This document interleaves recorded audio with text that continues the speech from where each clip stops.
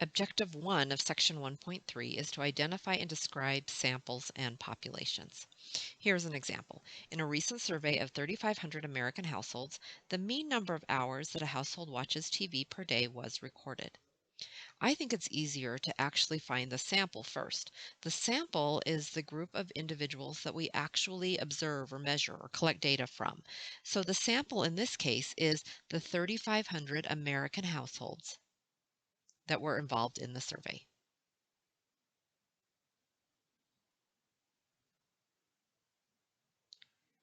Let's now describe the population. The population is the entire group that we're interested in studying. So we collected data from 3,500 American households, but we're interested in all American households. So if you can identify the sample and then replace whatever number of observational units are in the sample with the word all, you can generally figure out what the population is. Here's another example. The human resources manager of a software company is interested in how much overtime is worked by the 450 employees of the company. 40 employees are randomly selected and asked how many times in the last month they worked overtime and the length of overtime worked. Identify the population and sample. So again, I'm going to start with the sample. The sample is the group of observational units that we got information from. Those are the 40 employees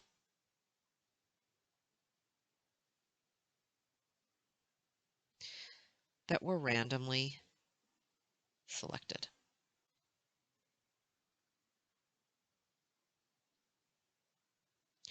Now let's replace that word 40 with the word all. So all employees. Now the population is not just the group that we talked to, they're everybody that we're interested in. Generally, it's too big for us to observe or measure, so they're not going to be ones that are randomly selected, but I can still replace the word 40 with the word all. So the population is all employees.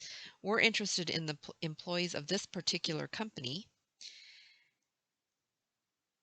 So I'm going to write down all employees of the company. And if I want to be a little bit more specific, I could say all 450 employees of the company because that information was given to us.